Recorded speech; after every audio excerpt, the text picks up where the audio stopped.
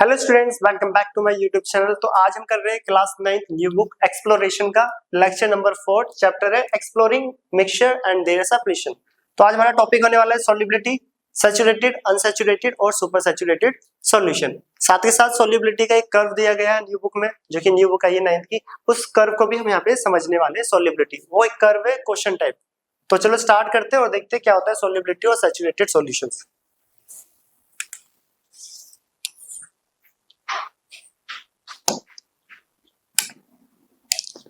तो आज का हमारा पहला टॉपिक है सॉल्युबिलिटी। न्यू बुक जो कि है एक्सप्लोरेशन, उसका लेक्चर नंबर 4 पे हम, और टॉपिक है हमारा सॉल्युबिलिटी। तो आज हम देखने वाले हैं कि सॉल्युबिलिटी क्या होता है और सैचुरेटेड, सुपर सैचुरेटेड और अनसैचुरेटेड सॉल्यूशन क्या है। न्यू बुक में सिर्फ सैचुरेटेड सॉल्यूशन की बात करी गई है, बट हम अनसैचुरेटेड और सुपर सैचुरेटेड भी करेंगे, क्योंकि सुपर सैचुरेटेड से क्रिस्टल फॉर्मेशन टॉपिक है हमारा आगे, तो वो भी यहाँ पर कवर करना पड़ेगा हमें। तो टॉपिक आ रहा है हमारा पहला सॉल्युबिलिटी। तो देखते हैं सॉल्युबिलिटी क्या होता है। What is solubility? अगर हम बात करें डेफिनेशन की, पहले सॉल्युबिलिटी टॉपिक है। देखो तो यहाँ पे एक सॉल्युबिलिटी का कर्व भी है, वो भी हम पढ़ने वाले हैं आज। सॉल्युबिलिटी तो क्या होता है सॉल्युबिलिटी? नाम से पता चल रहा है कि किसी सॉल्यूट को सॉल्वेंट के अंदर डिसॉल्व करा जा रहा है, जिसको सॉल्युबिलिटी बोलते हैं। बट डेफिनेशन क्या बोलती है सॉल्युबिलिटी की, हम कैसे एक्सप्रेस करेंगे सॉल्युबिलिटी टर्म को? तो देखो सॉल्युबिलिटी होता है, it is defined the maximum amount of solute, the maximum amount of solute, amount of solute dissolved in solvent, the maximum amount of solute dissolved in solvent at constant temperature, at, यहाँ पे ध्यान रखना है ये term, at constant temperature at saturated point। यहाँ पे दो word आपको थोड़ा ध्यान से याद रखना है, एक तो at constant temperature and second one is saturated point is known as solubility। इसी को हम क्या बोलते हैं? solubility। अब solubility बोल क्या रहा है? तो देखो यहाँ पे लिखा है the maximum amount of solute dissolved in a solvent। किसी सॉल्वेंट के अंदर कितना मैक्सिमम कितना सॉल्यूट डिसॉल्व हो सकता है, कब? तब जब टेम्परेचर क्या हो? कांस्टेंट। याद रखना टेम्परेचर क्या होना चाहिए? कांस्टेंट। और साथ ही साथ एट सैचुरेटेड पॉइंट। अभी क्या होता है सैचुरेटेड पॉइंट, ये आज हम इसको भी कवर करने वाले हैं सैचुरेटेड सॉल्यूशन नाम से। तो किसी सॉल्यूट को आप डिसॉल्व कर रहे हैं किसी सॉल्वेंट के अंदर, सॉल्यूट को डिसॉल्व करा जा रहा है किसी सॉल्वेंट के अंदर। मान लो आप रूम टेम्परेचर पे डिसॉल्व कर रहे हो, तो कितना सॉल्यूट डिसॉल्व हो रहा है किसी सॉल्वेंट के अंदर? सैचुरेटेड पॉइंट तक। अब ये क्या होता है सैचुरेटेड पॉइंट, ये हम देखने वाले हैं। सैचुरेटेड पॉइंट होता है जब सॉल्यूट डिसॉल्व होना बंद हो जाए, एक टाइम पर जाके सॉल्यूट डिसॉल्व होना बंद हो जाता है, उसी पॉइंट को बोलते हैं हम सैचुरेटेड पॉइंट। तो उस पॉइंट तक अगर हम उसमें सॉल्युबल करते जाएंगे, फॉर एग्जांपल हमारे पास वाटर है, वाटर में हम सॉल्ट को डिसॉल्व कर रहे हैं, डिसॉल्व करते गए करते गए करते गए, एक टाइम आएगा कि डिसॉल्व होना बंद हो जाएगा, उस पॉइंट को बोलते हैं सैचुरेटेड पॉइंट। उस पॉइंट पे आके कितना सॉल्ट या शुगर जो भी डिसॉल्व कर रहे हो कितना डिसॉल्व हो रहा है, वो कहलाता है हमारा सॉल्युबिलिटी। बट कंडीशन क्या होनी चाहिए? टेम्परेचर हमें चेंज नहीं रखना, चेंज नहीं करना। जो टेम्परेचर इनिशियल था वही लास्ट तक रहेगा। ये नहीं कि आप स्टार्टिंग में टेम्परेचर लगता बाद में लगता, तो सॉल्युबिलिटी फ्लक्चुएट कर जाएगी, चेंज हो जाएगी। तो सॉल्युबिलिटी क्या होता है कि किसी सॉल्यूट को सॉल्वेंट के अंदर डिसॉल्व करा जा रहा है कांस्टेंट टेम्परेचर पे एट सैचुरेटेड पॉइंट। कब तक? तब तक वो सॉल्युबल हो, उसी को बोलते हैं सॉल्युबिलिटी, वही कहलाती है हमारी सॉल्युबिलिटी। तो आज ये हम पढ़ने वाले सॉल्युबिलिटी के अंदर जो पहला टॉपिक आएगा वो है सैचुरेटेड सॉल्यूशन। तो देखो सैचुरेटेड सॉल्यूशन क्या होता है, अब सही से देखना, बहुत इंपॉर्टेंट पॉइंट है। एक आता है सैचुरेटेड, अनसैचुरेटेड और सुपर सैचुरेटेड। तो पहले इसको नोट करें। तो सैचुरेटेड को चलो यहीं पे कर लेते हैं। पहला आ रहा है saturated solution, saturated solution, saturated solution. Saturated solution पढ़ने से पहले मैं यहाँ पे थोड़ा सा हिंट दे दूं एक कॉन्सेप्ट को समझने के लिए। किसको? इस टॉपिक को समझने के लिए। तो हम यहाँ पे ले रहे हैं एक बीकर, क्लियर? तो हम ले रहे हैं यहाँ पे एक बीकर, ये हमने ले लिया एक बीकर, यह है एक बीकर। इस बीकर के अंदर है 100 ml वाटर, 100 ml वाटर, ठीक है, 100 ml वाटर है बेकर के अंदर, उसके अंदर कितना सॉल्ट डिसॉल्व होता है रूम टेम्परेचर पे, जो कि अप्रोक्स वैल्यू आती है, एक्सपेरिमेंटली प्रूफ है, प्रैक्टिकली करके देखा गया है कि 100 ml आपके पास अगर वाटर है तो उसके अंदर कितना सॉल्यूट डिसॉल्व होता है, कितना होता है approx 35 gram NaCl dissolve in 100 ml of water at room temperature. तो मैं ये लिख भी दूं, याद रखना 35 gram of NaCl dissolved in 100 ml of water at room temperature. और साइंस के अकॉर्डिंग रूम टेम्परेचर कितना होता है, पहले भी बताया हुआ है 25 डिग्री सेल्सियस। और केल्विन में बात करें तो 298.15 केल्विन। तो रूम टेम्परेचर का मतलब होता है 25 डिग्री सेल्सियस। तो ये प्रैक्टिकली और एक्सपेरिमेंटली प्रूफ करा गया है, approx 35 gram of NaCl dissolve होता है 100 ml of water at room temperature. At room temperature ये सिचुएशन इसलिए पड़ी है, यहाँ पे ये यूज होने वाला है, तो देखना यहाँ पर इंपॉर्टेंट है। अब हमें पता है कि 100 ml वाटर में कितना डिसॉल्व होता है NaCl 35 अगर रूम टेम्परेचर है, तो सिचुएशन हम रूम टेम्परेचर ही कंसीडर करके चलेंगे सभी टॉपिक्स में, ठीक है। बाकी टेम्परेचर को अगर वेरी करे तो सॉल्युबिलिटी पे क्या इफेक्ट पड़ेगा वो सब भी आज हम देखने वाले हैं। तो पहला टॉपिक आता है, उस कंडीशन को याद रखना। पहला टॉपिक कर रहे हैं हम यहाँ पर सैचुरेटेड सॉल्यूशन। अब सैचुरेटेड सॉल्यूशन की डेफिनेशन क्या बोलती है और क्या इसका एक्सप्लेनेशन है देखते हैं। If no more solute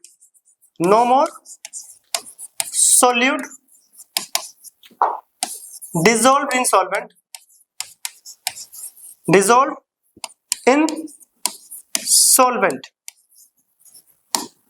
at normal condition of temperature and pressure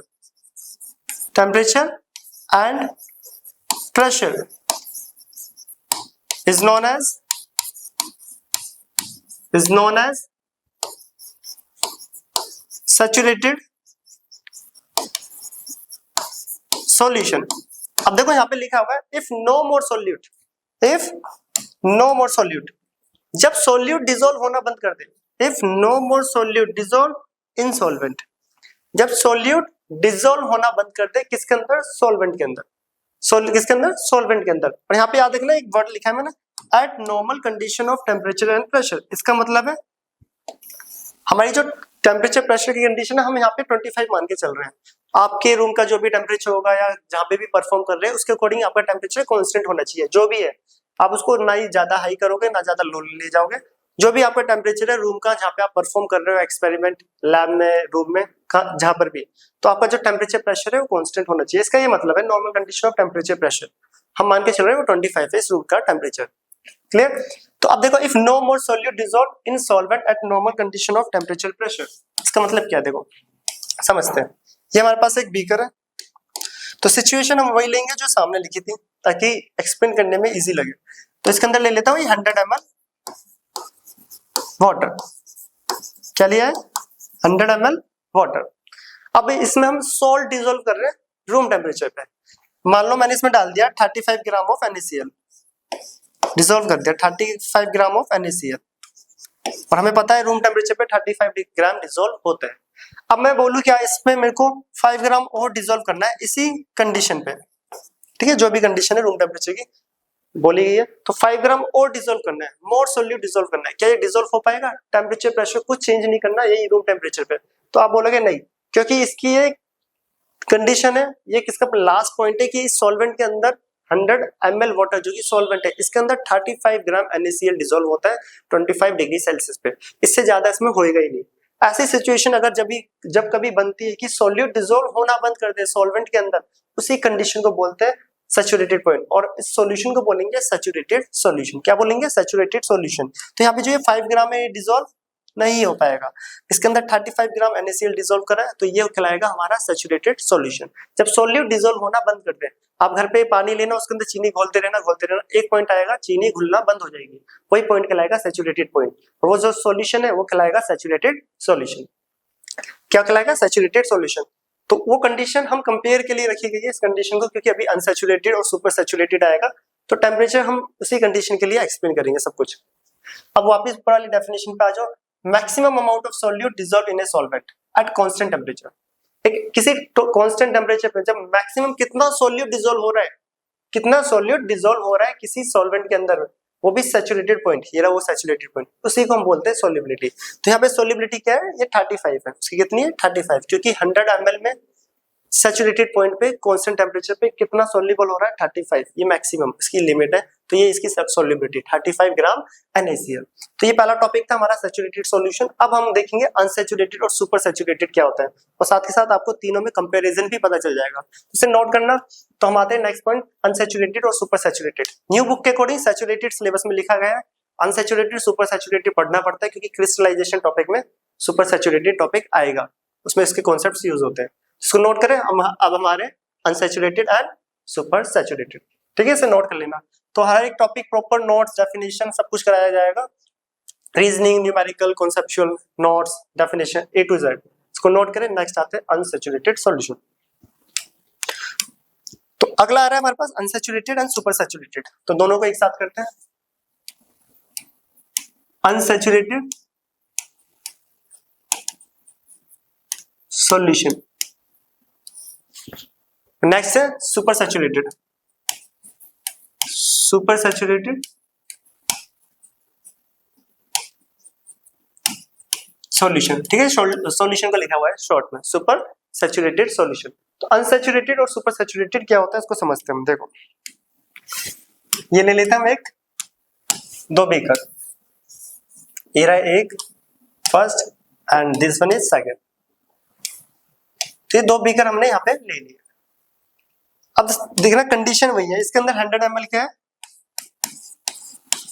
water, और इसके अंदर भी क्या है 100 ml water, 100 ml water. Temperature अभी भी वही है, रूम टेम्परेचर जो हमने पीछे लिखा था, मैंने बताया था कि वो पहले हमने टेम्परेचर बता दिया कि रूम टेम्परेचर पे 35 ग्राम NaCl ही डिसॉल्व होता है, इससे ज्यादा होता ही नहीं है, तो वही कंडीशन लेके चल रहे हैं। तो टेम्परेचर क्या है, रूम टेम्परेचर है, ठीक है, तीनों को हमने रूम टेम्परेचर पे ही एक्सप्लेन कर रहे हैं, क्या है रूम टेम्परेचर। अब देखना, अब मैं इसमें बोलूं कि मैंने ये 25 ग्राम NaCl डिसॉल्व कर रहा है, 25 ग्राम NaCl इसमें डिसॉल्व कर रहा है, कितना 25 ग्राम NaCl हमने डिसॉल्व करा है।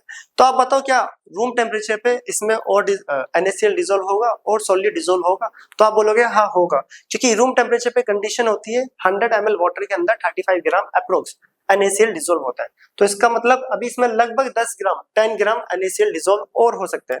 क्या हो सकता है इसमें 10 ग्राम मोर NaCl मतलब सॉल्यूट डिसॉल्व हो सकता है, कितना 10 ग्राम NaCl और हो सकता है, ठीक है, क्या हो सकता है 10 ग्राम और।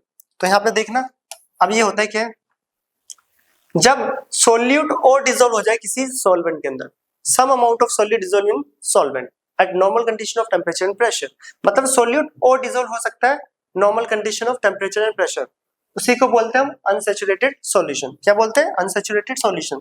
तो देखो इसकी डेफिनेशन क्या बोलते हैं, फिर दोबारा से एक्सप्लेन करते हैं। If some amount of solute dissolved in solvent at normal condition of temperature and pressure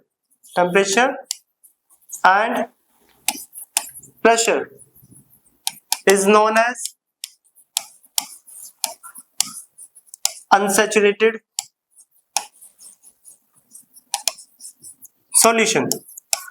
तो कहने का मतलब क्या है, जब सॉल्यूट और डिसॉल्व कर पाओ आप इसमें, क्या देखो मैंने ये कंडीशन सामने रखी है, क्या इसके अंदर और सॉल्यूट डिसॉल्व होगा, टेम्परेचर रूम टेम्परेचर है, मैंने इनिशियली ही बोल दिया कि हम जो तीनों सिचुएशन है वो रूम टेम्परेचर के लिए कर रहे हैं। तो बताओ लिखा भी हुआ डेफिनेशन में, if some amount of solute dissolve in solvent at normal condition of temperature pressure को हम नहीं छेड़ेंगे, वो कांस्टेंट जो भी था 25 डिग्री सेल्सियस। तो बताओ NaCl और डिसॉल्व होगा, तो हाँ, तो यहाँ पे बोलेंगे हम कितना अप्रोक्स और डिसॉल्व हो सकता है 10 ग्राम और, 10 ग्राम और, तो 10 ग्राम मोर NaCl डिसॉल्व हो सकता है इसमें, ठीक है, किसके अंदर, इसके अंदर, ठीक है। तो ये क्या कहलाएगा अनसैचुरेटेड। जब उसमें थोड़ा अमाउंट और डिसॉल्व कर पाए। फॉर एग्जांपल देखो, एग्जांपल लेते हैं, हम घर में नींबू पानी बनाते हैं, तो नींबू पानी सैचुरेटेड है या अनसैचुरेटेड? तो जो नींबू पानी हम घर पे बना रहे हैं वो अनसैचुरेटेड सॉल्यूशन होता है। क्यों? क्योंकि उसके अंदर अभी हम और चीनी डिसॉल्व कर सकते हैं। या ऐसा तो नहीं होता है ना कि आप नींबू पानी बना रहे हो, उसमें इतनी चीनी घोल दी, इतनी घोल दी कि सब कुछ घुलना ही बंद हो जाए।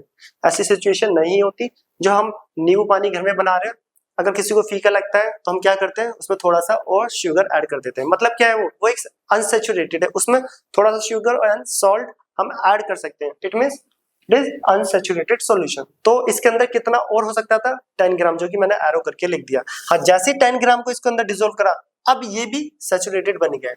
ठीक है, जब तक इसमें 10 ग्राम नहीं था तब तक ये अनसैचुरेटेड था। जैसे ही 10 ग्राम डिसॉल्व करा तो ये भी सैचुरेटेड हो गया। तो अनसैचुरेटेड सॉल्यूशन था ये, जब तक इसमें 10 ग्राम डिसॉल्व नहीं था। पर जैसे ही 10 ग्राम डिसॉल्व करा तो ये क्या बन गया, ये भी हो गया 35 ग्राम सैचुरेटेड। क्लियर? अगला आता है सुपर सैचुरेटेड। नाम में ही पता चल रहा है सुपर। सुपर मींस यहाँ पे किसी पावर का यूज हो रहा है। पावर मतलब सुपर एनर्जी। तो सुपर सैचुरेटेड क्या होता है? कंडीशन यही थी पीछे कि 100 ml में 45 ग्राम डिसॉल्व हो रहा है। 100 ml में सॉरी 35, सॉरी कितना है, 35 होता है रूम टेम्परेचर पे। अगर मेरे को इसको और डिसॉल्व करना है, मतलब 3, 4, 5 ग्राम और डिसॉल्व करना है NaCl, क्या पॉसिबल है? अब बोलोगे सैचुरेटेड पॉइंट पे जाके तो स्टॉप हो गया था। हाँ, इसके बाद कैसे पॉसिबल है कि हम इसमें थोड़ा सा और सोल्यूट ऐड कर दें? क्या कर ले, थोड़ा और सोल्यूट को अगर ऐड करें तो कैसे करोगे? तो हम क्या करेंगे, इसको टेम्परेचर बढ़ा देंगे। जो टेम्परेचर अभी तक रूम टेम्परेचर था, अब इसको टेम्परेचर को राइज कर देंगे, इंक्रीज कर देंगे। जैसे जैसे टेम्परेचर बढ़ाएंगे तो सोल्युबिलिटी बढ़ जाती है। सोल्युबिलिटी बढ़ती है किसकी? Solid in liquid. याद रखना, मैं यहाँ पे एक टर्म बोल रहा हूँ, सोल्युबिलिटी बढ़ती है solid in liquid. NaCl solid है और वाटर लिक्विड। टेम्परेचर बढ़ाने पे सॉल्युबिलिटी बढ़ती है किसकी? Solid in liquid. इसको लास्ट में एक नोट भी लिखवा देंगे, सॉलिड इन लिक्विड और गैस इन लिक्विड, दोनों के लिए कंपेयर भी कर लेंगे। तो टेम्परेचर जैसे ही बढ़ाएंगे तो हम इसमें एक्स्ट्रा अमाउंट ऑफ सॉल्यूट को डिसॉल्व कर पाएंगे। जैसे कि चाशनी बनती है, चाशनी जब बनाई जाती है तो हम क्या करते हैं, टेम्परेचर बढ़ाते हैं, उसमें शुगर ऐड करते जाते हैं।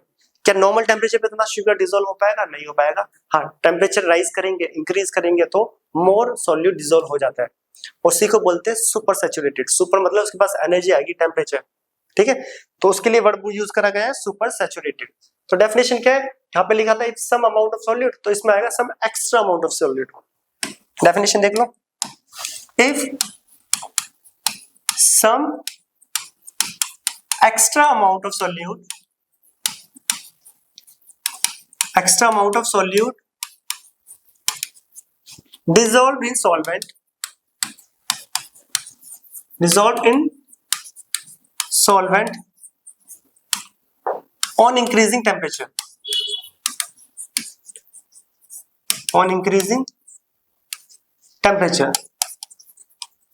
is known as supersaturated solution, is known as supersaturated। क्या कहलाते हैं? Supersaturated solution. तो देखो सुपर सैचुरेटेड में क्या बोला गया है, थोड़ा ध्यान से देखना। इफ सम एक्स्ट्रा अमाउंट, अब हम एक्स्ट्रा कर रहे हैं, मतलब सैचुरेटेड पॉइंट को भी क्रॉस कर रहे हैं। सैचुरेटेड पॉइंट था 100 ml में 35 ग्राम NaCl, उसको भी क्रॉस करना है। मान लो हमें 5 to 6 ग्राम और डिसॉल्व करना है। अब आप बोलोगे कि रूम टेम्परेचर पे तो ये पॉसिबल है नहीं, क्योंकि रूम टेम्परेचर पे तो सिर्फ 35 ग्राम होगा, वही उसका सैचुरेटेड पॉइंट है। उससे आगे निकलना है तो हम क्या करेंगे, उसको हीट कर देंगे। अगर मैं इसका टेम्परेचर बढ़ा दूं, इसका टेम्परेचर बढ़ा दिया, ठीक है, टेम्परेचर बढ़ा दूं, तो इसके अंदर जो पहले 35 ग्राम NaCl था, 35 ग्राम NaCl था, क्या उससे ज्यादा डिसॉल्व कर सकते हैं? हाँ, कर सकते हैं। हम एक्स्ट्रा अमाउंट भी कर सकते हैं। तो मैं 35 प्लस 5 ग्राम और ऐड कर रहा हूँ, 35 प्लस 5 ग्राम, तो ओवरऑल हो गया 40 ग्राम। क्या डिसॉल्व होगा? हो जाएगा, क्योंकि टेम्परेचर बढ़ गया है। टेम्परेचर बढ़ाने पे सॉल्यूट का अमाउंट भी बढ़ जाता है सॉल्वेंट के अंदर, सॉल्युबिलिटी के टर्म में। सिंपल सा बोला जाए, सॉलिड और ज्यादा डिसॉल्व हो जाता है सॉल्वेंट के अंदर, उसी को बोलते हैं सुपर सैचुरेटेड। ये कब होता है? जब टेम्परेचर को राइज करोगे, हीट कर दोगे, जो भी आपके पास कंटेनर में सॉल्यूशन रखा हुआ है, आप इसे हीट करते जाओ, 14, 43, 44, 50 तक भी कर सकते हो। ज्यादा हीट मतलब हीट करते जाओ और वो भी बढ़ता जाएगा, बट वो भी एक टाइम पे जाके रुक जाएगा, सॉल्यूशन एकदम थिक हो जाएगा, फिर सॉल्युबिलिटी स्टॉप हो जाती है। चलो वो बात तो अलग है। 35 से आगे निकलना है आपको, 5, 10, 15 कितना ग्राम डिसॉल्व करना है, उसे हीट करो और डिसॉल्व करते जाओ, होता जाएगा। इसी को ही बोलते हैं सुपर सैचुरेटेड सॉल्यूशन। क्या बोलते हैं? Super saturated solution. तीनों में डिफरेंस क्या है? सैचुरेटेड होता है जब सॉल्यूट डिसॉल्व होना बंद कर दे, अनसैचुरेटेड जब सॉलिड डिसॉल्व कर सकते हैं कुछ अमाउंट, सुपर सैचुरेटेड मतलब हमें जो उसकी लिमिट है उसको भी क्रॉस करना है तो हम टेम्परेचर बढ़ाएंगे, हीट कर देंगे, देन उसकी सैचुरेटेड पॉइंट से भी आगे निकल जाएंगे, वो कहलाता है हमारा सुपर सैचुरेटेड। तो इनको नोट करना ये इंपॉर्टेंट है, पूछा जाता है एग्जाम में। सैचुरेटेड तो स्पेशली पूछा ही जाता है एग्जाम में, और सुपर सैचुरेटेड भी पता होना चाहिए क्यों क्रिस्टल फॉर्मेशन में भी आएगा आगे, तो इसको नोट करें। हम आते हैं नेक्स्ट, क्या नेक्स्ट, इसे नोट करना।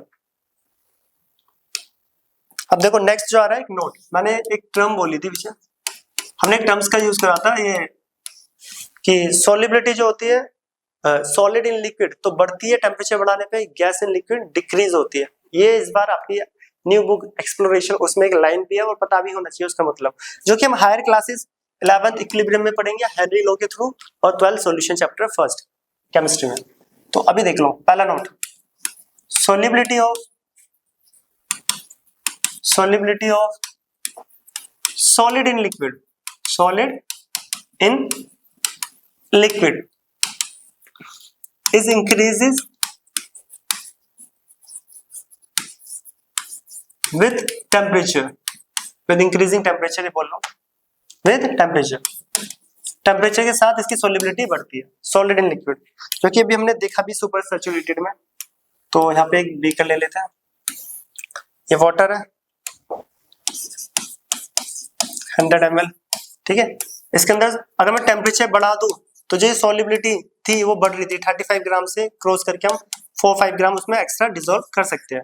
टेम्परेचर बढ़ाते हैं तो सॉलिबिलिटी बढ़ती है, बट याद रखना है सॉलिबिलिटी बढ़ती है, आपको ये बोलना है कि सॉलिड इन लिक्विड, जो सॉलिबिलिटी किसकी बढ़ेगी, solid in liquid, solid in liquid, याद रखना solubility of solid in liquid. NaCl जो था वो सॉलिड था और वाटर जो है लिक्विड है, तो सॉलिबिलिटी टेम्परेचर बढ़ाने पे बढ़ती है, किसकी बढ़ती है ये पता होना चाहिए, solid in liquid. But solubility किसकी घटेगी, gas in liquid. Gas in liquid के केस में अपोजिट हो जाता है बिल्कुल, देखना second point, solubility of gas in liquid is decreases with temperature, temperature के साथ घटती है, बिकॉज पहले इसको समझते हैं। देखो यह है वाटर, वाटर के अंदर गैसेस होती है डिसॉल्व फॉर्म में, डिसॉल्व ऑक्सीजन भी होता है, ये क्या है वाटर, और इसके अंदर डिसॉल्व फॉर्म में ये ऑक्सीजन ले लेते हैं, ये ऑक्सीजन है डिसॉल्व फॉर्म में, ठीक है। एक्वेटिक एनिमल जो होते हैं वो ये डिसॉल्व ऑक्सीजन का यूज करते हैं रेस्पिरेशन में। ये क्या है, डिसॉल्व ऑक्सीजन, लिख देते हैं डिसॉल्व ऑक्सीजन। अब बोला जाए बताओ, अब हम सॉलिबिलिटी गैस इन लिक्विड देख रहे हैं, यहाँ पे सॉलिड इन लिक्विड था, ये क्या है गैस इन लिक्विड। जिसको ये टर्म को मतलब इस पॉइंट को, इस कॉन्सेप्ट को बहुत डिटेल में पढ़ना है तो मैंने डाला हुआ है लेक्चर ऑलरेडी, क्लास 12 के सॉल्यूशन लेक्चर पे जाना, किसके, नोट कर लो, क्लास 12 सॉल्यूशन लेक्चर, और थंबनेल जाके देखना प्लेलिस्ट में हेनरीज लॉ, तो वहां पे जाके हेनरी लॉ पढ़ सकते हो। हेनरी ने ये सॉलिबिलिटी टर्म को एक्सप्लेन करा था, गैस इन लिक्विड को, कितनी गैस किसी वाटर या लिक्विड के अंदर डिसॉल्व होगी, इसको हेनरी ने एक्सप्लेन करा था। उनका हेनरी लॉज है, 2 ग्राफिकली एक्सप्लेनेशन है, ये सारे कॉन्सेप्ट वहीं पर है, रीजनिंग क्वेश्चन, एप्लीकेशंस, न्यूमेरिकल सब कुछ है। Class 12 solution chapter Henry law, thumbnail जाके देखना, उसके अंदर जिसको भी ये डिटेल में पढ़ना है कि टेम्परेचर बढ़ाने पे क्यों बढ़ रहा है, क्यों घट रहा है, फॉर्मूले के थ्रू ग्राफिकली सब एक्सप्लेन करा गया है। क्लास 9 में छोटा सा टॉपिक था तो नॉर्मली इसको एक्सप्लेन करेंगे कि solubility of gas in liquid, solubility of gas in liquid, याद रखना, ये हाईलाइट कर लेना, gas in liquid is decreases with temperature. Solid in liquid तो बढ़ रही थी पर गैस इन लिक्विड डिक्रीज होती है, reason because some gas, 9th class में तो उसी के अकॉर्डिंग एक्सप्लेनेशन देंगे, 11th में जाओगे तो उसमें ये वाला एक्सप्लेनेशन भी है, फॉर्मूले के थ्रू भी है और ग्राफिकली भी है। Because some gas are expelled out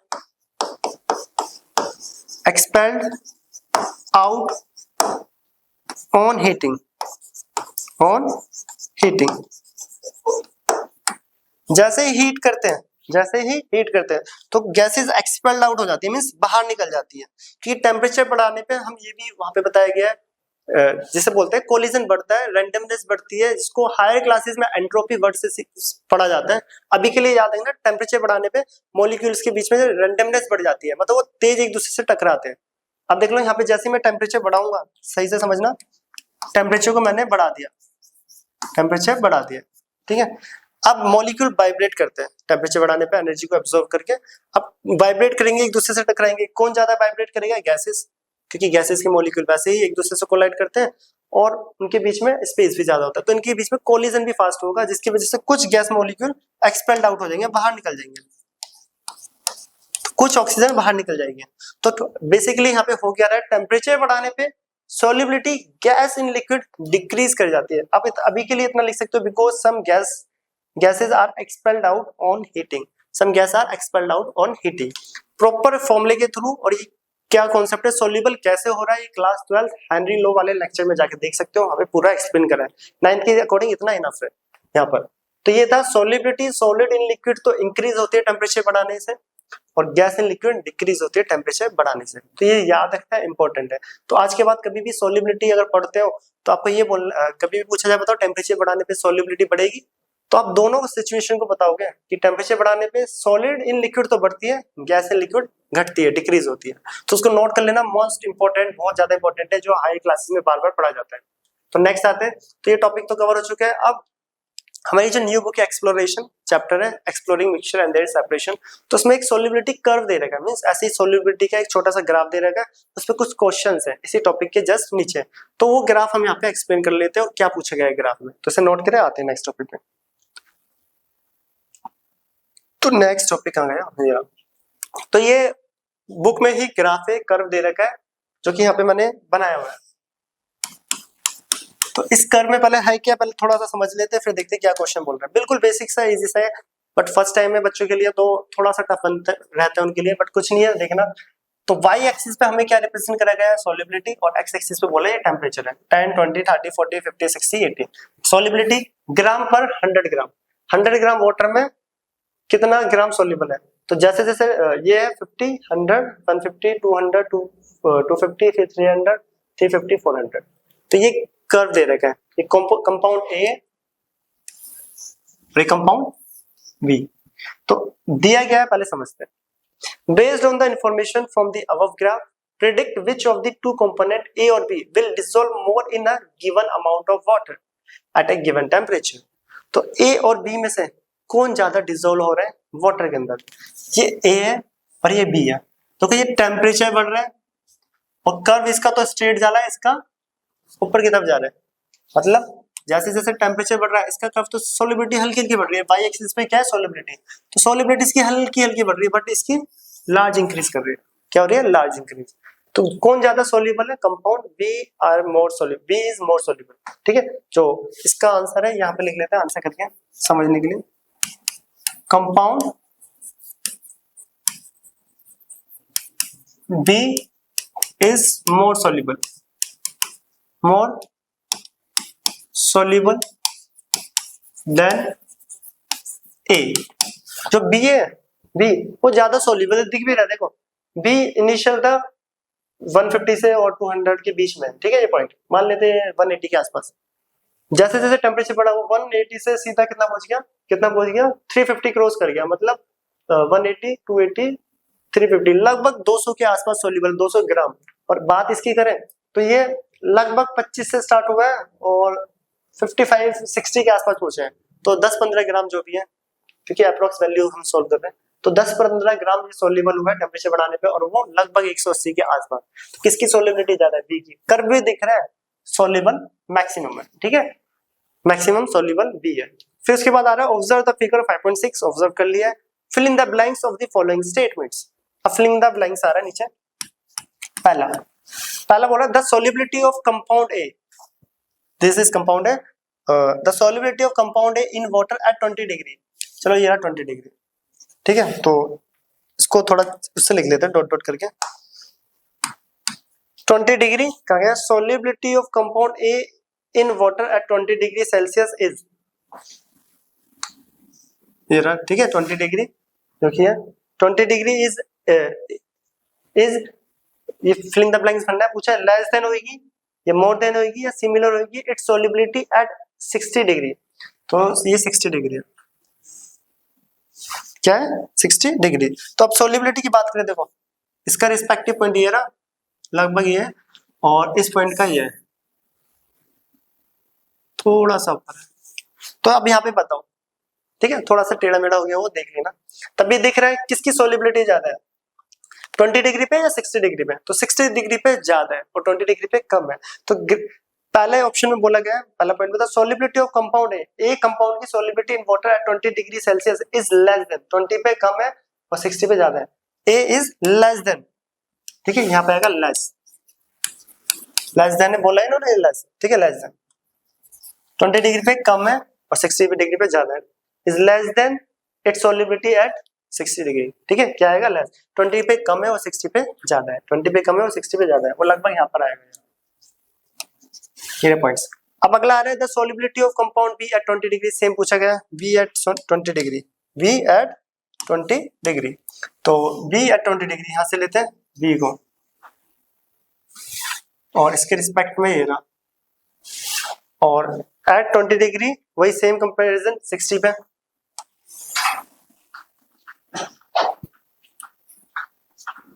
तो साफ दिख रहा है यहाँ पे सॉल्युबिलिटी, देख लो ये रहे 2 पॉइंट्स, 20 वाला है 60, तो 20 पे फिर दोबारा कम है, सेकंड भी आ रहा है लेस देन, 20 डिग्री पे कम है और 60 डिग्री पे ज्यादा है, पॉइंट दिख रहा है लेस देन, ठीक है कवर हो गया। अगला आ रहा है, अगला पॉइंट है the solubility of dash increases more than that of the solubility that of dash with increase in the temperature, तो सॉल्युबिलिटी ऑफ ए इंक्रीजेस मोर, बताओ ए और बी किसकी सॉल्युबिलिटी ज्यादा बढ़ रही है, B, solubility of B increases more, पहले वाले में बी आएगा, सॉल्युबिलिटी ऑफ बी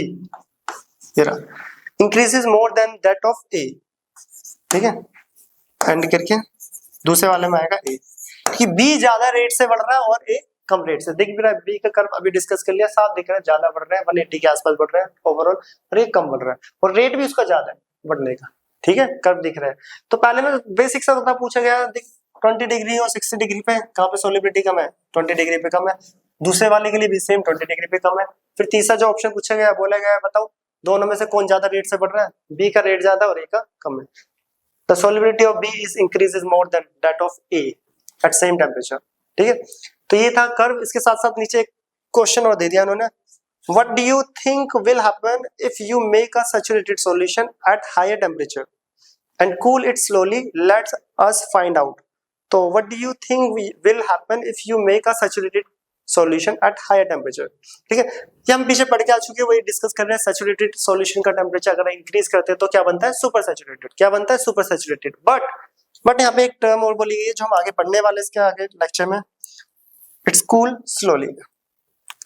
अगर सुपर सैचुरेटेड को फिर जब कूल करा जाता है तो वो किस में कन्वर्ट होता है, क्रिस्टल, याद रखना सुपर सैचुरेटेड सॉल्यूशन को जब कूल करते हैं तो क्रिस्टल का फॉर्मेशन करता है, और इस टॉपिक को हम अगले लेक्चर जो आएगा नेक्स्ट लेक्चर वो यही टॉपिक है सेपरेशन वाला, जिसमें पहला टॉपिक क्रिस्टलाइजेशन ही पढ़ना है, ठीक है इस टॉपिक को हम आगे कवर करेंगे। तो क्या बनेगा यहाँ पे कूल करने पे, क्रिस्टल, सैचुरेटेड को हीट कर रहे हो तो सुपर सैचुरेटेड, कूल करो तो क्या बनता है क्रिस्टल फॉर्मेशन, क्या बनता है क्रिस्टल फॉर्मेशन। तो करके भी देखें ना आप घर पे, तब चाशनी बन जाए उसको एकदम स्लोली स्लोली ठंडा करना स्टार्ट करना, फिर करते जाना आपको क्या है जो शुगर है वो व्हाइट व्हाइट दिखना स्टार्ट कर देगी, उसी को बोलते हैं क्रिस्टल फॉर्मेशन, क्रिस्टल के फॉर्म में। तो ये था हमारा आज का लेक्चर जिसमें हमने solubility, saturated, unsaturated, super saturated, एक छोटा सा ये सॉल्युबिलिटी कर्व को समझा जो कि इंपॉर्टेंट है, इसको नोट कर लेना, ठीक है ये न्यू बुक के अकॉर्डिंग एक्सप्लोरेशन उसी का कर्व है। तो ये था हमारा 4th लेक्चर इस चैप्टर का। अब हम मिलेंगे नेक्स्ट लेक्चर में जिसमें आएगा होमोजेनियस मिक्सचर को सेपरेशन कैसे करते हैं, जिसमें के अंदर I think crystallization, distillation, fractional distillation और क्रोमेटोग्राफी 2-4 टॉपिक और है, वो सब कवर करेंगे हम नेक्स्ट लेक्चर में। तो इसे नोट करें, मिलते हैं नेक्स्ट लेक्चर में नेक्स्ट वीडियो के साथ, इसे नोट कर लेना इंपॉर्टेंट है।